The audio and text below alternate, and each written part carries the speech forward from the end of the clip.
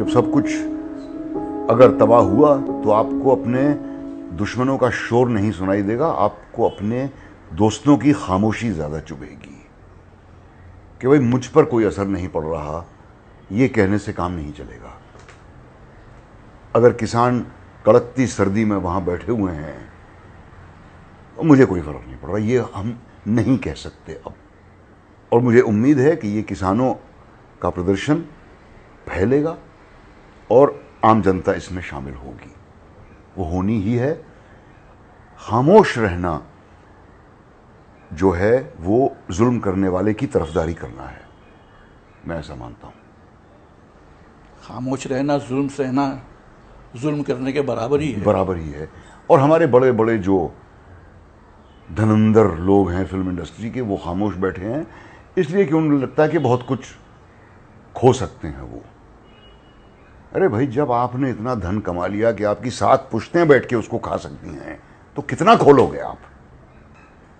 Lockdown के दौरान मुझे बार बार इन माइग्रेंट्स की तस्वीरें देखकर मेरा दिल टूटता था।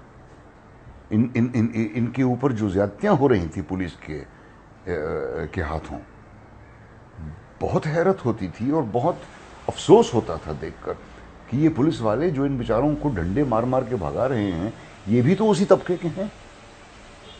जरा से हालात की बदलाव से हो सकता है ये ही होते सड़क पे और कोई और इनको डंडे मार रहा होता। मेरा दिल बहुत दुखता था ये सब बातें देखकर। फिल्म इंडस्ट्री का जहाँ तक ताल्लुक है तो ये एक किसी ने रूल निकाला कि 65 साल से ज़्यादा अगर आपकी उम्र हो तो आप काम नहीं कर सकते। अब ये क्या अहमकाना रूल है कि भाई 65 के हों तो आप ख़तरनाक हैं, 64 के हों तो आप ठीक हैं। और फिर कितने नौजवान लोगों को ये बीमारी पड़ी है।